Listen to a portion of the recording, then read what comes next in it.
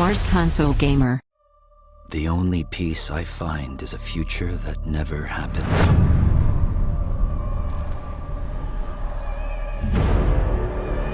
One where I, Paul Atreides, was never born. I created the future until it created me. But I see a narrow way, a path that might have been.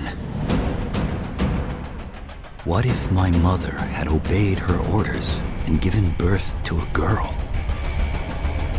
Everything would change. Dr. Yue exposed before his betrayal. A world where my father lives. House Atreides surviving the Battle of Arrakeen. Sardaukar deployed to protect the spice melange. A war of assassins spreading across the planet. Fremen exterminated. No Muad'Dib. No Lisan al-Gaib. No Kwisatz Haderach. All of my visions lead to horror. Except for this one.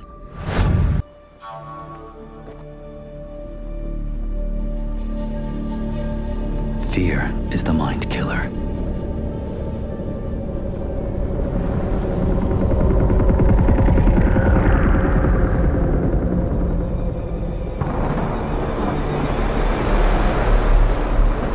Fear is the little death that brings total obliteration.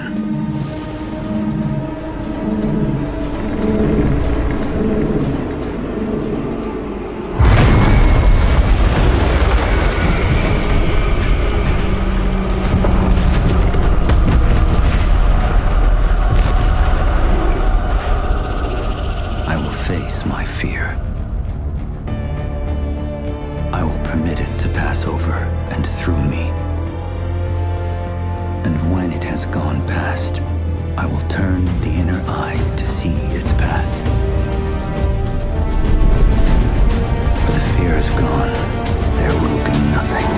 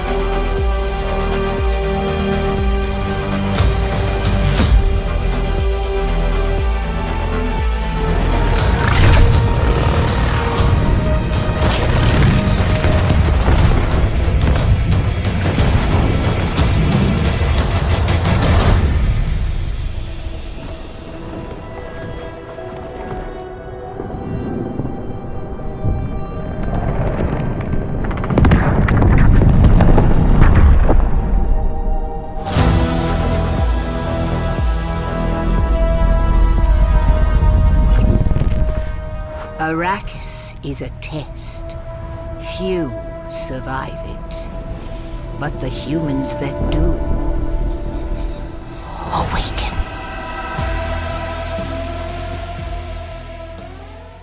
Arrakis is this unrelenting anvil against which people are beaten and shaped and forged into something that's stronger. There's something very spiritual about that sand, which on the surface is really nothing, but underneath has a really diverse biological backstory. One of my favorite lines from Frank Herbert is, when you end a novel, it's like a train coming into the station that doesn't stop. You just jam on the brakes and let the sparks fly into people's imagination. Arrakis is a test, is what the Fremen say. And the player comes right into the heart of that test. Dune Awakening is a survival game at the base level. And it begins like a traditional survival game, you know, like you're looking for water, you're looking for shelter. You know, where will you find water in the desert? Will you take it from others? So when we talk about survival, sure, we start with the basic kind of survive. And then when you've survived long enough, it's now time to think about political survival and how you progress within the universe. The approach we take when building a world like Arrakis is we kind of have to think about where are the stark lines and how do we draw these epic spaces? How do we make them feel huge and the player feels dwarfed by everything they see around them? The intention was every time we saw the desert, it was highly brutal, and if you went out into the desert without the right protection and without the right knowledge, that it was sure death. If we looked at references from some of the hottest deserts in the world, the visuals that we saw from those deserts weren't enough. We needed this world to be even harsher. So we've been working with Legendary since the very beginning. They've been very generous with sharing with us assets from the film and allowing us to see things from the film and allowing us to really understand the vision that Denis Villeneuve has for the world and his characters and the way he's grounding Arrakis. But of course, a game is a much larger scale, so we need to expand upon that vision. We have our own army of concept artists who are sending things back and forth with Legendary all the time. One of my best moments on this project so far actually was I got to go and visit the set of the first film with a group of the people from Funcom, the art directors, the lead artists, and we got to walk around in the actual sets that they had built in classic old school set building, massive palaces, and we got to look at the ornithopters from the inside and the outside, right? We got to walk around them and get a sense of their scale. Well, I think what they had done really well is they'd been quite inspired by the world that we had built in Dune Part 1. Now, in a film, you're sort of led on a journey by the director and by the script, whereas in a game, you have the opportunity to sort of create your own narrative and create your own journey. The most exciting aspect for me is the fact that you can take what you've enjoyed and loved and you can build your own stories and your own places. And that to me is the ultimate goal, is to have, you know, complete control. Using Unreal 5 to create a game is obviously one of the better choices. Unreal 5 gives us flexibility through the blueprinting system. It allows us to handle amazing graphics through the rendering system, the lighting system such as Lumen. Lumen technology allows proper light bouncing. If I had to say one thing in the game that really benefits from Lumen, it's player crafted spaces. In our case, it's like you build a room and you place a window, and the window lets in natural light, and the light will fill the room in a way that feels real. And that technology hasn't existed before. Before Unreal 5, in the olden days, you had to use what we called the LOD system. And that meant that you had to create assets at different LOD levels, so it doesn't slow down everybody's computer. With Unreal 5, we have this new technology called nanite that breaks things down into the right amount of polygons at the right distance. So for us, as a company, this has made an amazing difference to the visual detail of the world. It allows us to create one really amazing looking cliff piece, for example, and then doesn't matter how far away or how close we place it, it performs well and it looks great. Where Unreal worked for us on Dune was that it was a fantastic pre-production and planning tool. On Dune Part 2, we had some very complicated scenes, and we were able to previs all the way from Budapest what the light was going to be doing well in advance. It's the only tool that I've used, I would say, in my 25 years of shooting that is able to be used across a wide spectrum of films by different types of filmmakers.